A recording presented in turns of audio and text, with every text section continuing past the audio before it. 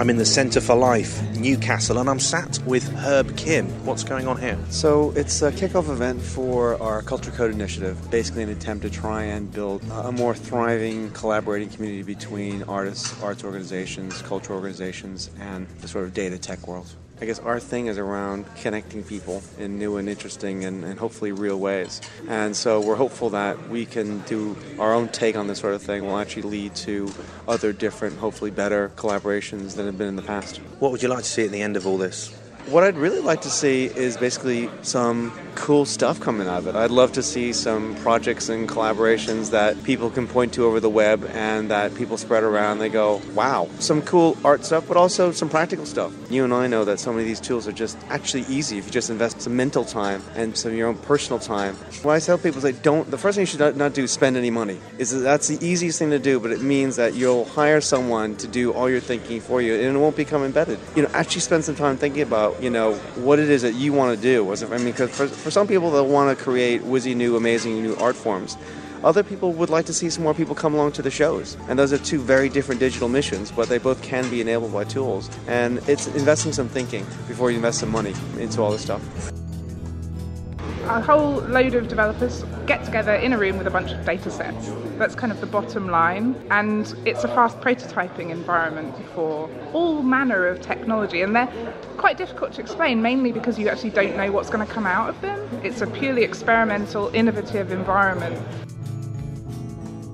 What is everybody asking you? Mostly asking about their data. They're mostly asking what they can do with it. And I've spent most of the time talking about the fact that not just their data that's important, it's how that data relates to everybody else's.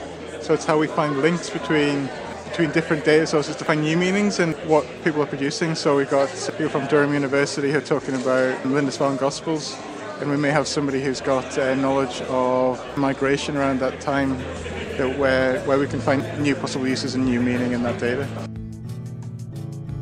I think what a lot of people miss is actually that developers are really creative people because they have to think on many, many different levels. It's a complete logic puzzle, and the creative thinking comes into it, into working out how it will be useful to the user, how on earth they can realise it within certain technologies.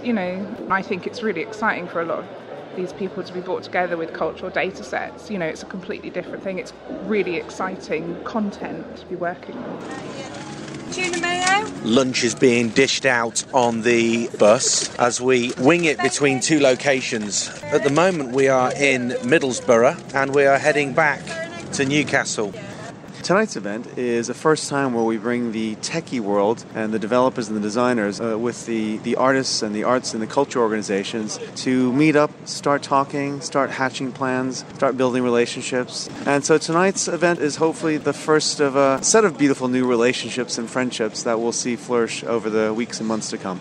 Give a brief synopsis on what you talked about today. I was trying to show off the cool things that can happen out of hack days if you make your data open to people, because they'll always surprise you and they'll be hopefully more interesting than stuff than you might have brainstormed if you just stared at the data. I think one of the big problems that arts institutions face is they don't know what data they're sitting on, and that's exactly the problem that the government was having a couple of years ago. And it's through things like Rewired State and the Open Data Initiatives that they've discovered the value they had in the data, and that's real value, not necessarily monetary value. How do we maintain this conversation outside of temporary bridges that are built around projects?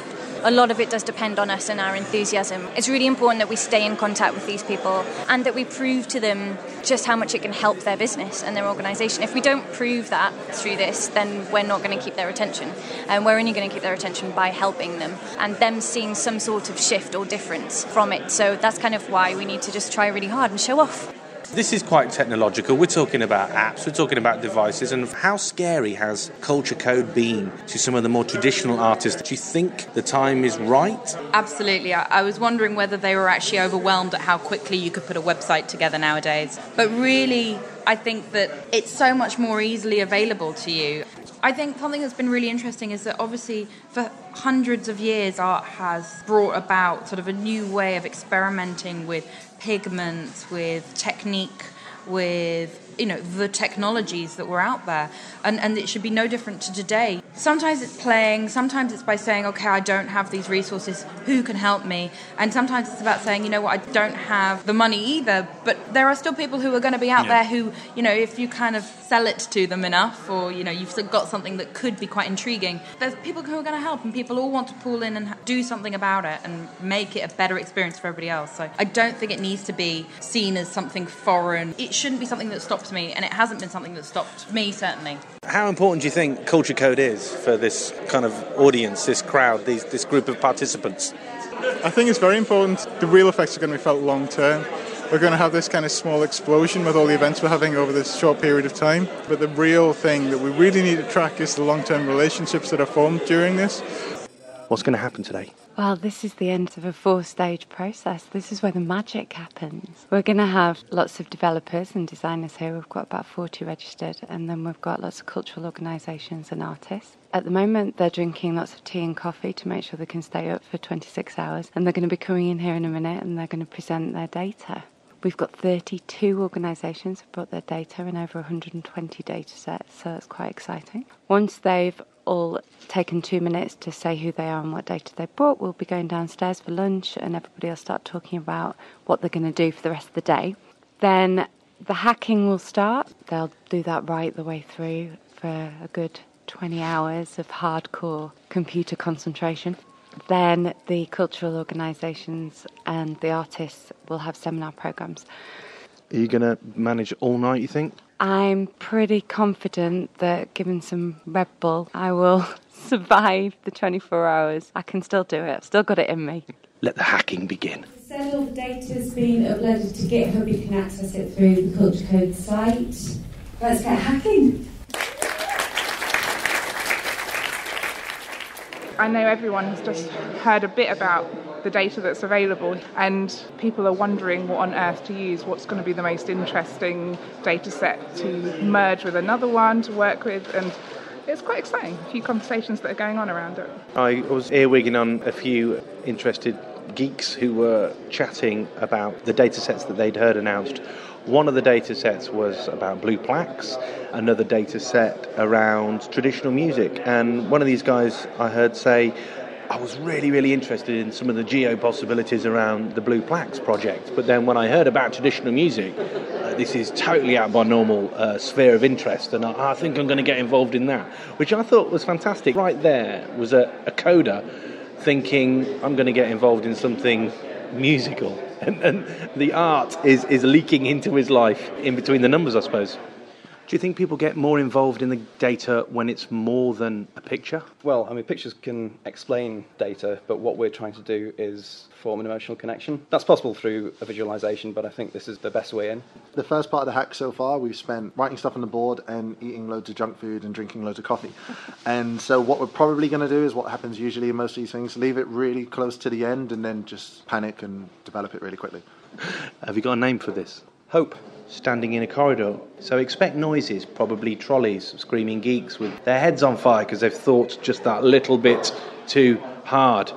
I'm a journalist from the print media in the past. You've come from the past. So why are you here? I'm just here really because it's really interesting to look at the way that people are dealing with data in a different way, taking a different experience, pushing that data into somewhere where no one would think to put it. At the moment, I'm leaving people alone, but I'm just really excited that you see all these boards coming up, all these people with ideas, and you looked at the start when they were outlining all the data they could have, and you think of all the different ways that these could be mixed together. It's just exciting to think about what could come out in the next 24 hours. When the folks came in today, they probably didn't have much of an idea about what data they'd be using. I mean, these guys probably didn't know they'd be working with any of this data to start with, didn't have a clue what they'd be doing. And that's the interesting thing. I mean, people's emotional reaction to the data and people's own sort of perspective on the data is what really creates something cool. Because if you come out and you pre-plan and you say, we want to create this out of this, and then you go off and do it, you don't get that sort of idea of having a real sort of serendipity to it. What can I say? Possibly the largest pile of pizza I have seen it in my life. There's a room full of exceptionally happy people. People creating, people coding, some people designing, some people crunching numbers, everybody eating at the moment. Some people just catching up on a bit of work. It's a really interesting space and quite interesting to see people from different sectors of society as such hanging out together almost like two very different youth clubs have decided to have an outing and said, you don't have to go to bed tonight, you can play all night long, and that's what they're doing.